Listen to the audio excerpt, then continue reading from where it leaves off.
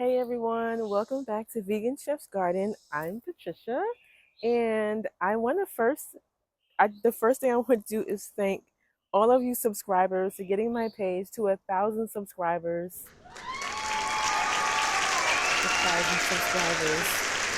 I never thought that I would be able to say that. What a journey. Thank you for coming to the page and following and liking and subscribing and engaging with the community.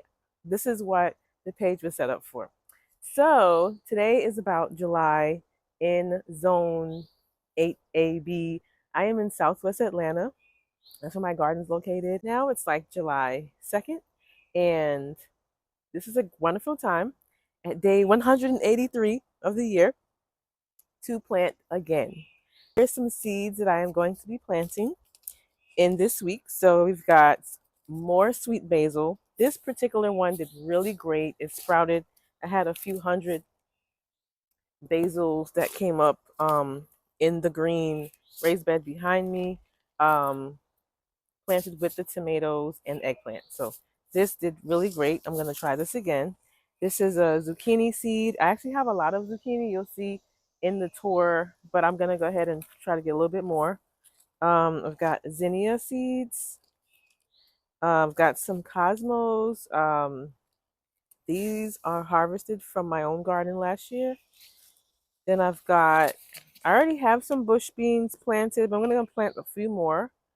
I like to kind of have no bare soil in my garden, as well as just have a succession kind of going on. And what that does is allows you to be able to harvest kind of every week something. So we still have time for some summer plants. I have a cucumber that I figure out where to put this, then I will try and do another cucumber. I have a lot of cucumber behind me already, but I'm gonna go ahead and put some more in because why not? And this is nasturtium, Empress of India. I already have a nasturtium growing in my garden, but it's been there since the springtime, and I want to give it a go for another one. So I'll be planting this one, and mine is a different color. It's not like this one, so this would be really beautiful. It's like a red color. And then I've got a garden bean, royal burgundy bush bean. Is it bush bean? Yeah, this is a bush bean. This is really beautiful, right? Um, 51 days to harvest, and it's July, so this one should make it. And then I have a squash, a spaghetti squash. Don't know if I'm gonna plant that. I already have spaghetti squash kind of growing abundantly. I may not plant this one, but yeah, that's what I have. I just wanted to share that with you. So we can continue on with the tour. That's what you came to see, the garden, right? Let's get let's get into it. In this raised bed to my right is my galvanized steel bed, and in this one I have a grape tomato that's all one plant that was purchased from a nursery, and then I have on this side 4 brandywine tomatoes that really suffered from all the rain that we got from spring into summer. It felt like 40 days and 40 nights of rain, and those suffered really bad from that. But I mixed a formula, a DIY formula, chemical free, um, something that I put into the soil, and the tomatoes that are still there actually look better. Um, they were forming with this brown spot at the bottom, and the leaf, you can still see it here. I didn't remove everything, but they have like this discoloration. So I think that the stuff I poured in the soil actually helped because the remaining tomatoes are actually growing and they don't have the spot. So maybe I'll get some brandywine tomatoes, but that would be what absolutely wonderful. And I think I see one down there that I think I need to remove. At the front here is nasturtium, and over here is leeks that are hanging over. So in here, I'm gonna say I have is this one plant? So I have 3 Ichiban plants that are still pretty healthy. Not much pest pressure in this bed at all, because I have another concoction that I made, um, that I spray in a pump, and I spray everything. And that is simply a mixture of garlic, um, onion, and a little bit of oregano from the garden.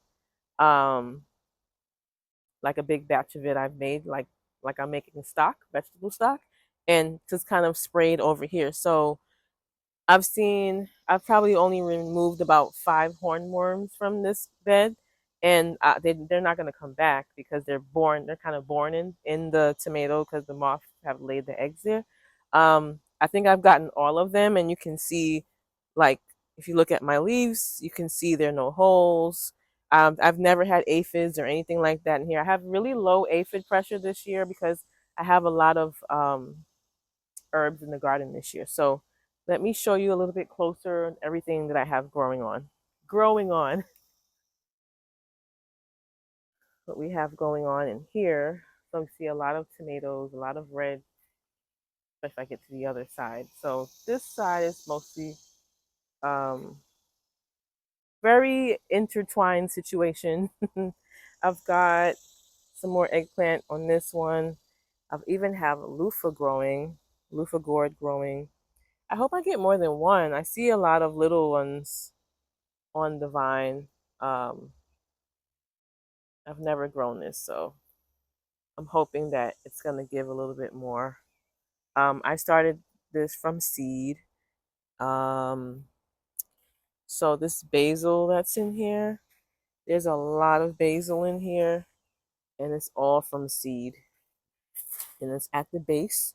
All the seeds were planted in between. The eggplant was this way, and the tomatoes were against the the steel and the support beams, and all of that down there is basil. I use the basil, and then I have different. I think I have 3 varieties of basil growing in my yard. And then this pot is coreopsis, and that's just there to attract ladybugs, which eat aphids and whatever else attracts pollinators and things like that. But I think it's done flowering. One thing I noticed from the middle of the spring with my garden is a lot of presence of spiders, and I was really happy about that because I knew that they would help. I've never seen so many spiders in my garden. It's a lot of webbing. It's it's very interesting, but this is what that is the harmony that I was going for. So very happy to see that I built a space where we could grow and work together. A lot of spiders in here. This whole section needs to be weeded. Yeah, this whole situation. This is my strawberry patch, and it's like full of weeds. It's crazy. But let's get some of these tomatoes here. Oh, wow. So I would say that my DIY sprays have definitely worked. They definitely are successful. Um, Harvested at least, I want to say, I've harvested about 6 pounds of tomatoes so far, and I'm harvesting every day now because this is just these tomatoes have been out here for 2 days, and I try to get out here, sometime before that because I try to get them when they blush. As soon as they start to change, I try to come out and get them. So I think it's too attractive to other animals and bugs when there's a lot of ripe tomatoes just hanging out here. It's like, oh, you don't want them? We'll come get them. Pick. This is shiso that I actually haven't used. Um, and see, like I look for little things like that, poop. So I know I have to like harvest quickly and look for worms and this is where at this point I'll start to break down the leaves even more because they don't need it. A few things here to harvest.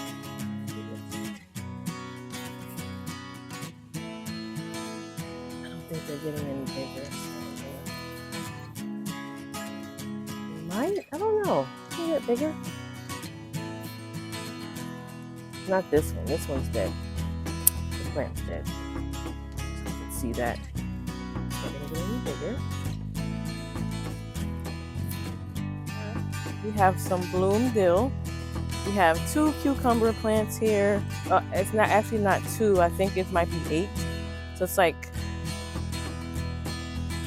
I think it's 5 on that one and 3 on this one. And 2 or 3 different varieties of cucumbers, kind of growing in around the base of the 2 trellises. And then here, I've got some okra that I dropped in there maybe let's say 4 weeks ago probably. This bed I've actually planted already on the second session, and I didn't label anything, so yeah, don't do that. Let me give you a closer look of this bed. Going up this arch in the back is green long beans. Here, string beans, long beans, right there. This is yellow pear tomato, and they are really delicious. And the plant's been growing pretty healthy, and it is going up this arch trellis on the side. This is some lucinato kale that these will overwinter, but I will be putting more seeds in because now I haven't been eating from this, honestly. I probably should take these off though. So I've taken as much as I can. I'm just letting the young leaves grow if it chooses to grow during this heat. I think the rain does help. Okay, so this is a yellow squash here. I have some flowers growing. Really big marigolds. I have a really big one behind me. We've got some okra leaves. If you didn't know that okra, the leaves are actually edible. They are edible. You just kind of flip over this side and you kind of wash off the spiny parts, but it's edible. The squash leaves are actually edible as well. This is watermelon growing here. Obviously, I would not put watermelon here on purpose. This is a volunteer vine. So we've got okra that I started from seed in the springtime right here. All the large okra, I started these from seed indoors back in February, March. And then these, I just dropped them out. So I am really looking forward to seeing the difference in growth in the plant because honestly, if I'm going to get some nice okra from these, then I will probably won't even do indoor again. I'll probably just drop them like that. We have another okra plant here. We have some nasturtium right there. And this cucumber, whichever one it is really taking off. Like the plant looks really healthy. And it's now beautifully cascading out of the raised bed. So that's always nice to see. Have some huge cosmos. And again, remember I talked about me dropping seeds or planting in succession. So wow, that cosmo patch, calling it a patch, I'm definitely going to go ahead and just remove this cosmos in this bed. And I have cosmos here. And some people don't like to put flowers in with the vegetables, but I'm like, well, where else am I going to put them? Like I have a bunch of pots. I mean, I could do that too, but I would. The soil is there, and that's where they are. So whatever.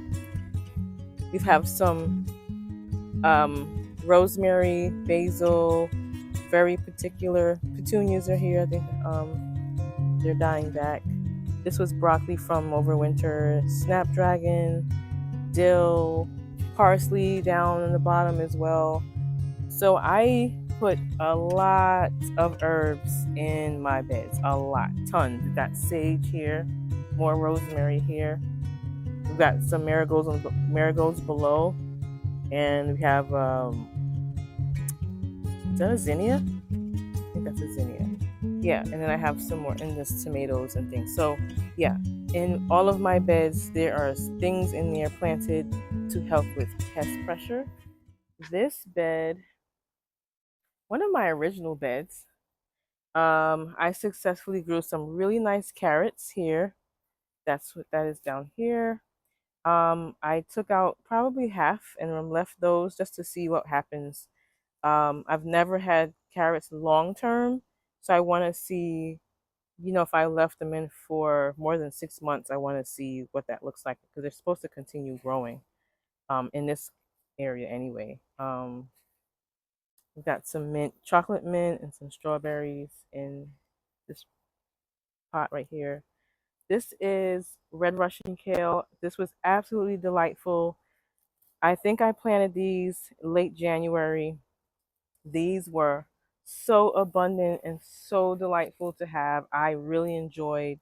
I encourage you to get some I know it looks like crap now, but these were so beautiful. So they were huge. They were like about this tall, full, full, full. So I'm really looking forward to planting this again in August for my winter, fall, and my fall and winter sowing. I'm going to do that in August. We got some more nasturtium here. We got some sage here. We have some. One thing I did not expect for my flowers to be this tall. Like my flowers are humongous. The ones from seed anyway. This is a zinnia. Let me come around. I'm trying not to fall down. Okay. Yeah, these are huge, like crazy. We've got eggplant. These are from seed. The Japanese eggplant are not. These are from seed, and they look beautiful, gorgeous. So proud. When I say seed, I mean like indoor start. So yeah, really proud of myself for that. Sorry, didn't mean to step on you. We've got parsley in here, and we've got some struggling peppers. I don't think I've ever done well with peppers. Like peppers may not be my thing. I've never. Is it okay if I skip peppers for next year? I feel like I don't know. I try to keep things around peppers to decrease the pressure, but I don't feel like I feel like I harvest peppers too fast. Like that's the orange bell pepper, and they never like really thrive in my garden. I'm sure it's me. It's something that I'm not doing, and I will figure that out. Or they're just small. I've harvested peppers, but throughout the garden, I have clay, terracotta, um, pot bottoms, and these are water stations for bees and whatever else might be flying around and need some water. Super hot. Got sage, collard greens. I don't know if I said that already. Let's move on to this bed here. Growing spaghetti squash for the first time. Is this spaghetti squash or butternut squash? You would think I would just like go ahead and label stuff. I have a book, a plant planner that I do write stuff down, so I know it's written down. It's just, oh, there it is. It's spaghetti squash. I took a chance and got one. Had no idea that it vines like this. I thought it was just kind of like a bushy zucchini. And so I didn't plan for this, and I had to kind of struggle and throw some support together really fast because it was growing like crazy. But I do see a melon. I think I saw two melons. Yeah, that one looks like it didn't get, that one looks like crap. This one looks like it's gonna make it. Maybe, maybe. And what else is in this bed? So beautiful. Maybe I will. It has a lot of flowers. I feel like um love to take some of these and do some stuffed flowers. Then I have this beautiful.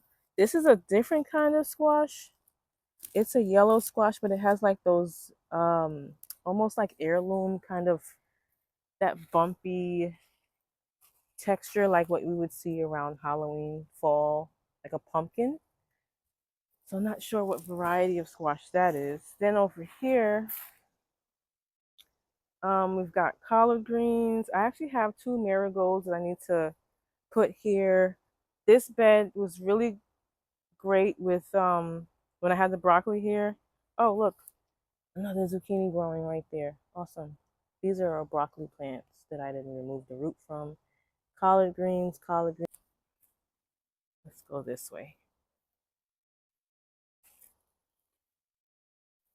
This section here is full of rocks because not because we love rocks so much. Basically, this is if you go back to some of my original videos, you would see how we are discussing about this water situation over here. When there's a lot of rain, it just have big pools of water. I used to have a raised bed here. I had to dismantle it, and this was the original rock garden here. Um, and we liked it so much, and we saw that we had some more issues with water, and said let's continue it out through the rest of the yard. It actually works in my favor because for my business, garden consultant here in Atlanta, this is what a great opportunity to me to showcase what I can do for my clients. So we have some pavers and some rocks and some flowers and plants, and this is just a grassy area here. Um, and that's pretty much it. I really like the way the stones really kind of brighten the yard and kind of make all the green pop. So that's what I like about the stone and the overall appeal of what that provides. So let's take a look at some of my flower beds over here.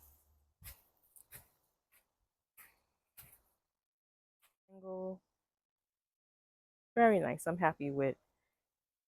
It's very piecemeally, but I like how it's all coming together. Look at these roses. Wow. So this is a fire pit area. This also is the original rock garden that we had to figure out how to incorporate what we were doing over there to not make this look weird, like it's not original plan. Ideally, this would have had a proper, it wouldn't have been shaped like this. It wouldn't have the bricks around it, but we figured it out and it's fine and it works for us. Got these great chairs from Walmart, and this area is surrounded by a rose bush and some beautiful daylilies. Our grass back here got some fox ferns and more hydrangea, mushroom log in the back. And then I used to have some really nice hostas here, but the voles took them. Yeah, so let's talk about pest pressure. I have voles, or had voles, or have voles, I don't know. And anything in the ground that they just wanted to eat, um, I've learned to, I've learned that they will just take it. So, um, floral bed here. This big beautiful plant that's been here for a while that the voles didn't eat, it's actually shiso and it has a minty. They don't like it, and that's why it's still here. It's a very beautiful plant. It's edible. It's very nice, but they don't like that plant. So that shiso is actually self-seeded. It was in the raised bed, and when I dumped out the soil, I guess it was in there. So then we've got, if you know your plants, you know that these are not animal friendly. I mean, like the voles won't eat them, and animals that tread down your plants won't eat any of these plants over here. Got an autumn sage plant here.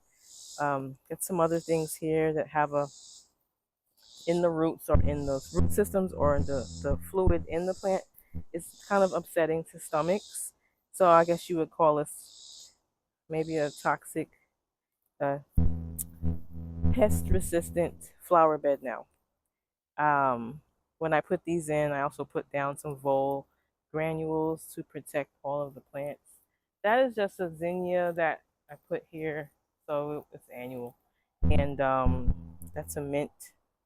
I forgot the name of the mint, but that is a mint plant on the bottom. And I have some flowers growing here. This is actually a carnation. I'm not even sure if that's gonna stay here, but my son gave me that for Mother's Day, so I just put it in there. Beautiful limelight that is loving this location. I'm so happy about that. I once had hydrangeas here. They are all gone. And these two plants that I just put in are also pest resistant. Remember what that little plant is? That's bearded iris right there. Yeah. And then we have our beautiful plum tree, crimson red plum, that has been attacked really bad by some Japanese beetles. So we will definitely work on protecting this plant a little bit better next year. This is a baby. I just got this in January. It was just a twig, and it's growing really, really well. I would say it likes the spot that it's planted in. I still see Japanese beetles on it, so granite here, some onions in this box, some bee balm. We have sweet potatoes growing in this first one, and then those two are just white potatoes in that planter. Have a yellow rose bush here. And I have lime, some citrus growing here, and I have dahlia flowers here, and I have thyme, and some more beautiful bee balm full of bumblebees. And this is a full garden tour. It's a little long, but I'm really proud of my garden. And this concludes our garden tour today. If you are in need of my assistance, I'm happy to help. You can find all my links in the page description for my company business of my company. The links and things where to shop. Some of my Amazon finds as well are in the page description. Again, thank you so much. 1,000 subscribers. Thank you guys. Oh, that was an exciting little situation. I didn't think that I would get to 1,000 subscribers this year. So thank you for subscribing and liking and sharing. If you're new to the channel, please subscribe and come back for so much more content from my garden to yours. Have a great day. Stay cool.